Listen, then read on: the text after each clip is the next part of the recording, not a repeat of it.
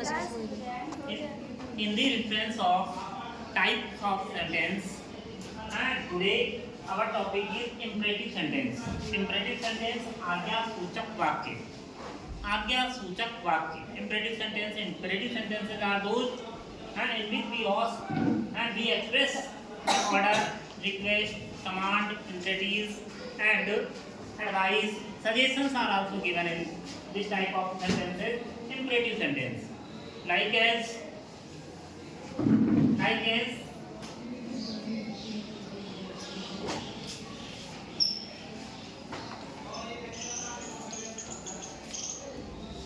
यहाँ आइए खिड़की खोल दीजिए.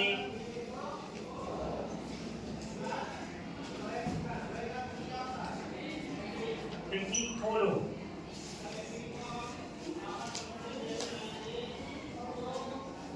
कृपया मुझे अपना पेन दीजिए.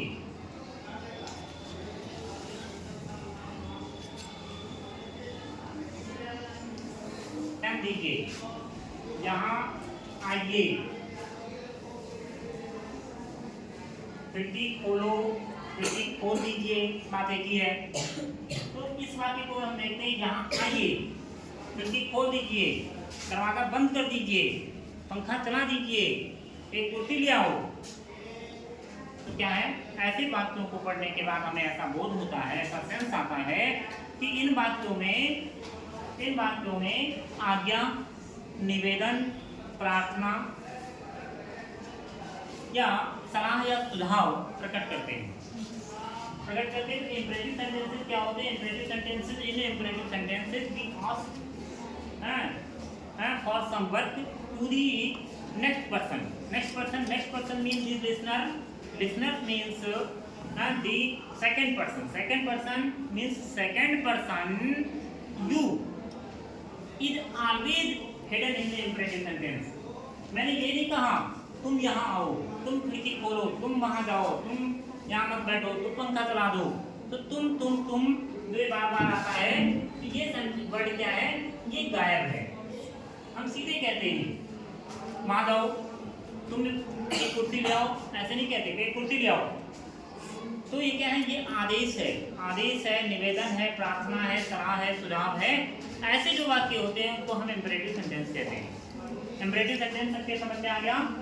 इंपरेटिव सेंटेंस क्या? ऐसे वाक्य जिन वाक्यों में आज्ञा, निवेदन, प्रार्थना इत्यादि का बोध हो, उन्हें हम इंपरेटिव सेंटेंस कहते हैं. जैसे यहाँ आइए खिड़की खोलो, कृपया मुझे अपना पेन दीजिए. तो ऐसे सेंटेंस ये इंपरेटिव सेंटेंस होते हैं. बात समझ में आ रही है सभी को? तो एक चीज याद रखेंगे. Imperative sentences are those in which we express order, request, command, entreaties and advices. This type of sentence is called imperative sentence. And we have a great need in our local society or in spoken English. That's why we should know about the imperative sentence. It is very important for us, for the students, to know.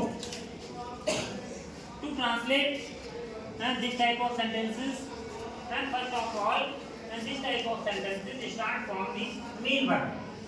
First of all, you have to write the first form of verb, then object, then phrase.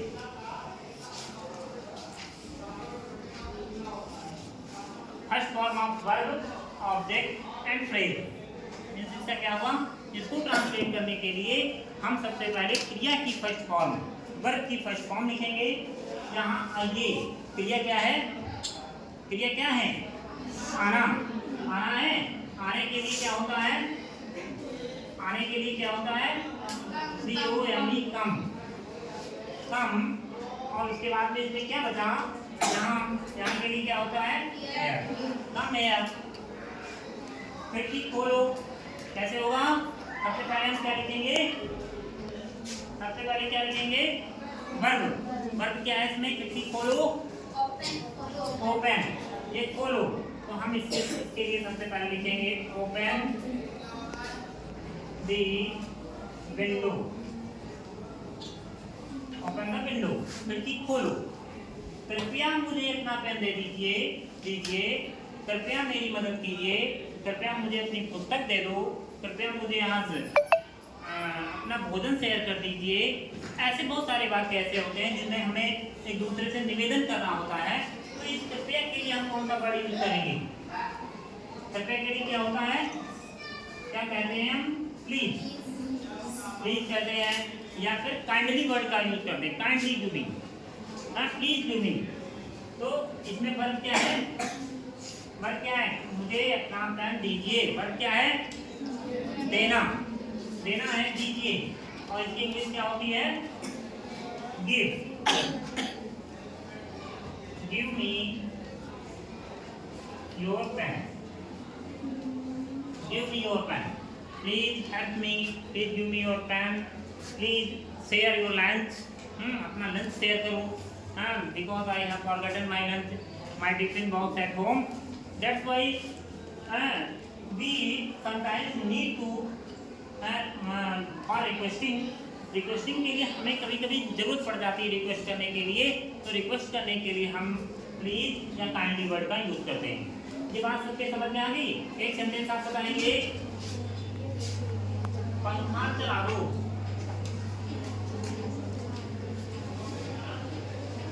पंखा चला दो। इसकी English क्या होगी? इसमें verb क्या है? चलाना। पंखा चलाने के लिए ये नहीं है मूव करना है हमको उसे, पंखा चलाने के लिए क्या करना पड़ता है? बटन को दबाना होता है। तो क्या होता है? बटन को कहते हैं स्विच। स्विच क्या करना है? ऑन करना है, स्विच ऑन, स्विच ऑन। तो इससे क्या हो जाएगा? Switch on the fan, switch on the fan. पंखा बंद कर दो, स्विच ऑफ, पंखा बंद कर दो। तो पंखा बंद करने के लिए क्या हुआ? पंखा बंद करने के लिए क्या वर्ड होता है? स्विच ऑफ कर देना, स्विच ऑन करना, स्विच ऑफ कर देना। इस तरह से इसके बाद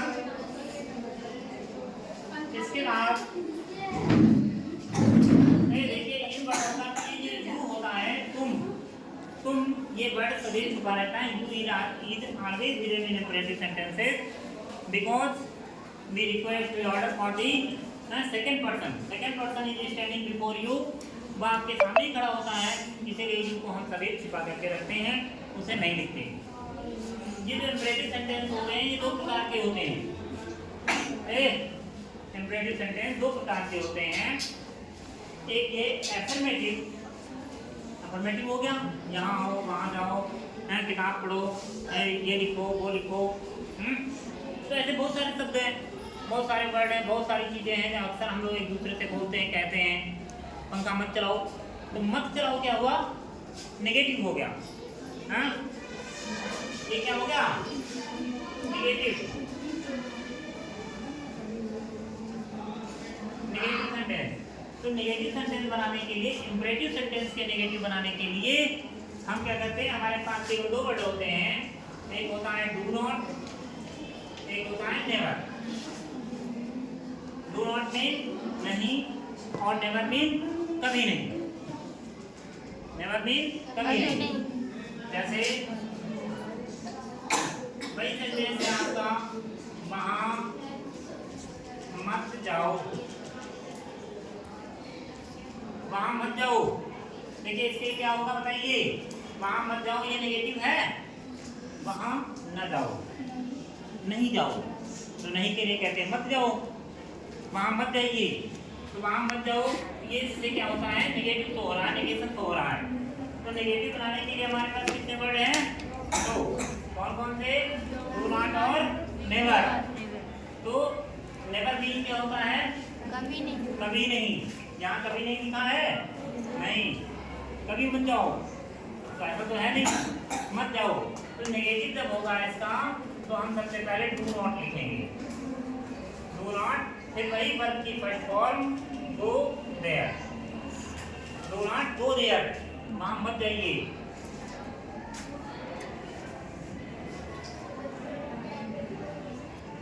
जानवरों को कभी मत सताइए। सताओ, जानवरों को कभी मत सताओ। तो क्या होगा इसमें, क्या है, कभी नहीं के लिए क्या होगा, नेवर टीज मीन सताना, नेवर टीज द एनिमल्स।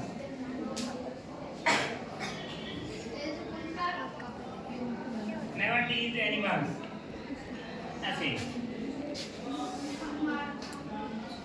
बात सभी के समझ में आ रही है? नेगेटिव बनाने के लिए हम कौन से वर्डों का प्रयोग करेंगे? डू नॉट या नेवर का। और अफर्मेटिव सेंटेंस बनाते समय हम सबसे पहले क्या लिखेंगे?